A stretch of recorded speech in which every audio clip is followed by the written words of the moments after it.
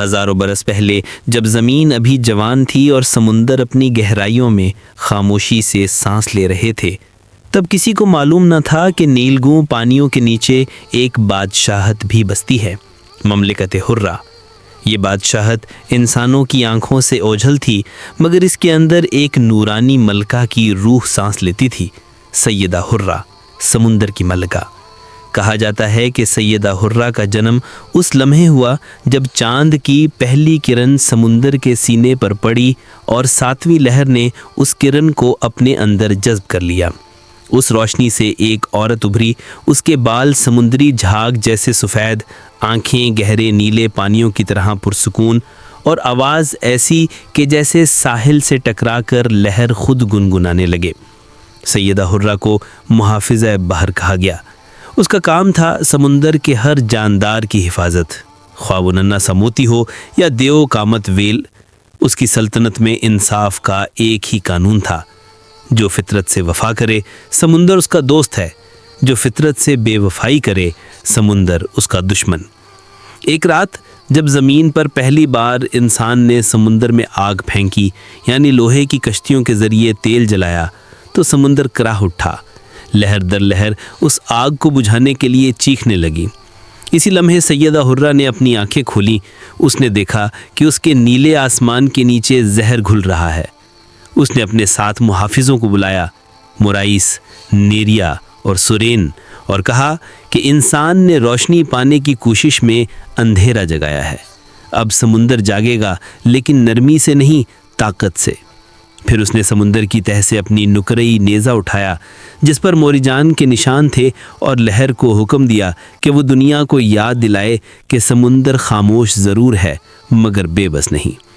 اس رات ایک طوفان اٹھا جسے حرہ کی سانس کہا گیا۔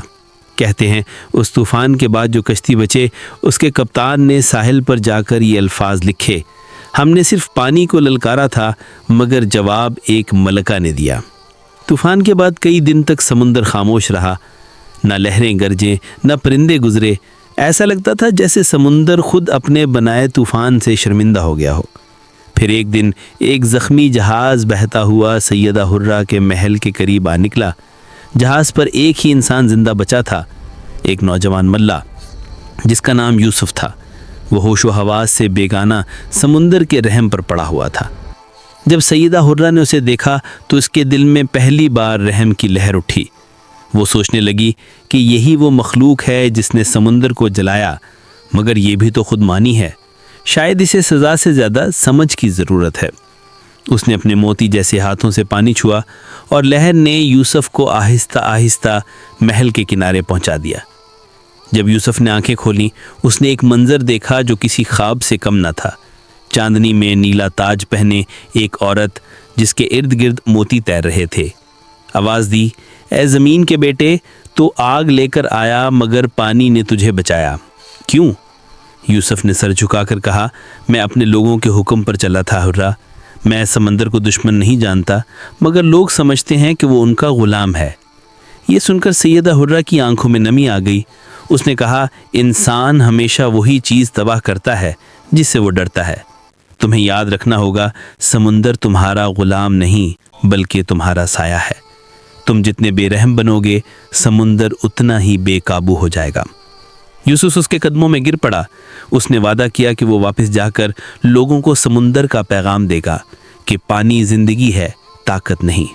سیدہ حرہ نے مسکرا کر کہا: اگر انسان یہ سیکھ جائے تو میں پھر کبھی طوفان نہیں اٹھاؤں گی۔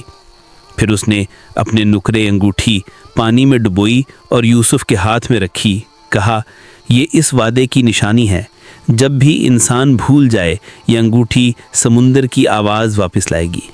یوسف جاگ گیا، وہ ساحل پر تھا۔ کسی نے یقین نہیں کیا کہ اس نے سمندر کی ملکہ کو دیکھا ہے، مگر اس کے ہاتھ میں وہی نکرئی انگوٹھی چمک رہی تھی۔ کئی سال گزر گئے، یوسف نے اپنا وعدہ نبھانے کی پوری کوشش کی۔ وہ ہر بندرگاہ پر ہر ملاح سے یہی کہتا: سمندر جیتنے کی چیز نہیں، سمجھنے کی چیز ہے۔ لوگ اس کا مذاق اڑاتے، کچھ کہتے یہ پاگل ہے، کہتا ہے سمندر بولتا ہے، کچھ کہتے اگر سمندر زندہ ہے تو وہ ہمیں ڈبوتا کیوں نہیں۔ वक्त गुजरता गया, यूसुफ बूढ़ा हो गया और नई नस्ल आई, एक ऐसी नस्ल जिसने समुंदर को सोना बनाने का जरिया समझा। उन्होंने पानियों में जहरीला तेल गिराया, मछलियों को बड़ी मशीनों से पकड़ा और साहिलों को कारखानों में तब्दील कर दिया। उस रात जब तीसरा चांद मुकम्मल हुआ तो समुंदर की गहराइयों में एक खामोश लहर उठी। ये कोई आम लहर नहीं थी, ये सैयदा हुर्रा की जागी हुई सांस थी। उसने देखा कि यूसुफ का वादा टूट चुका है। वो अपने नीले महल की छत पर उठी, उसके बाल बादलों की तरह लहरा रहे थे और आंखों में वही रोशनी थी जो पहली बार चांद ने दी थी।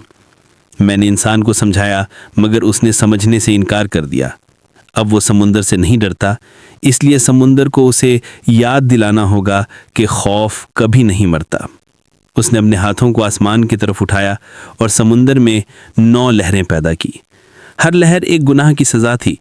पहली लहर ने साहिल की फैक्ट्रियां बहा दी, दूसरी ने तेल के जहाज़ों को तोड़ दिया, तीसरी ने वो शहर मिटा दिए जो साहिल पर सोने की तलाश में आबाद हुए थे।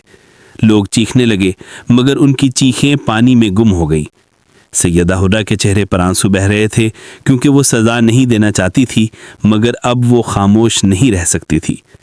अचानक एक नुकरई अंगूठी समुंदर की लहरों के साथ तैरती हुई उसके सामने आई, वही अंगूठी जो उसने यूसुफ को दी थी। सैयदा हुर्रा रुक गई।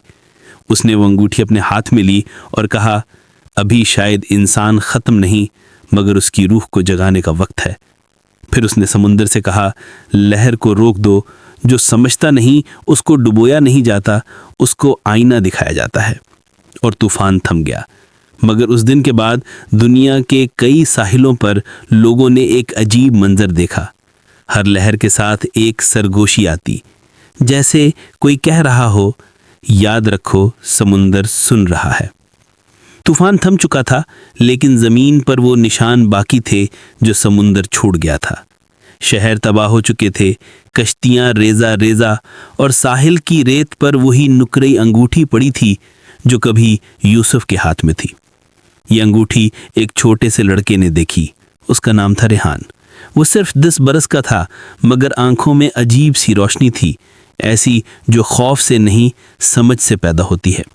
रेहान ने अंगूठी उठाई और जैसे ही उसने इसे छुआ तो समुंदर के नीचे रोशनी की एक लहर दौड़ी। गहराइयों में सैयदा हुर्रा ने आंखें खोली।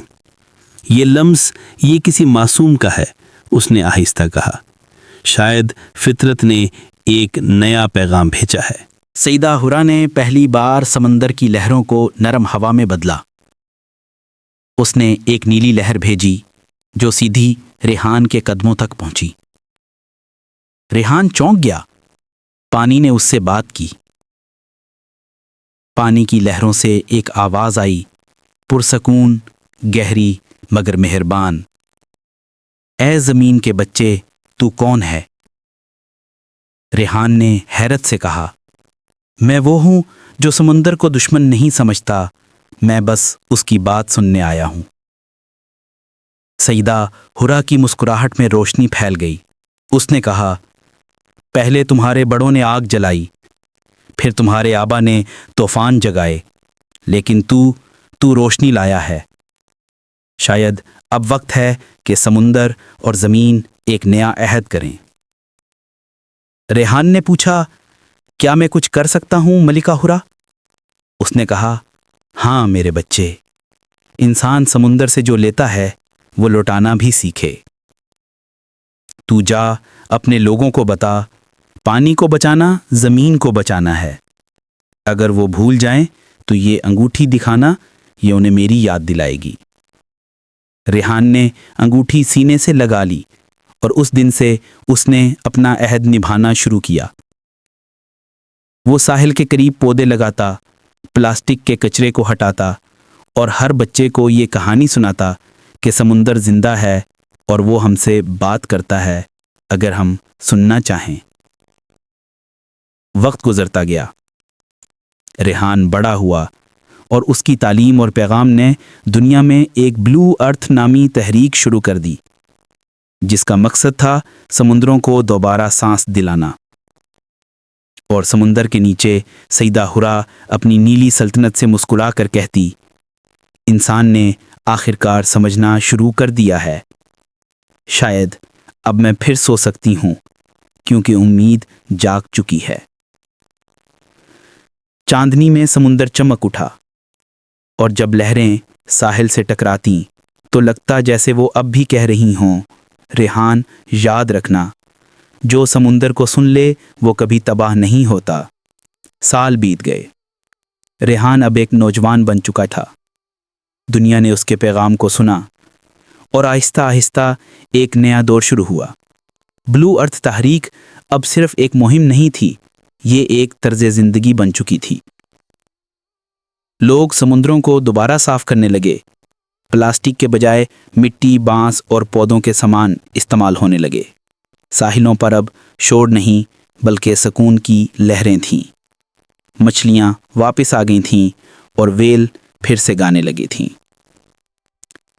रेहान अक्सर शाम के वक्त समुंदर के किनारे बैठता, अपनी नुकरी अंगूठी को देखता और सोचता, क्या सईदा हुरा अब भी मुझे देखती है?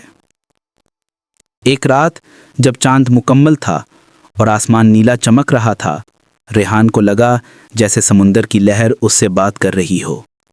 वो उठा, पानी के करीब गया और उसने वही सरगोशी सुनी जो कभी यूसुफ ने सुनी थी। रेहान। आवाज नरम थी मगर उसमें एक ताकत थी जो दिल को छू जाए।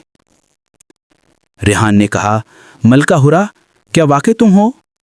समंदर के दरमियान एक रोशनी उभरी, पानी उठा और उसके बीच वही चेहरा जाहिर हुआ, सईदा हुरा, समंदर की मलका।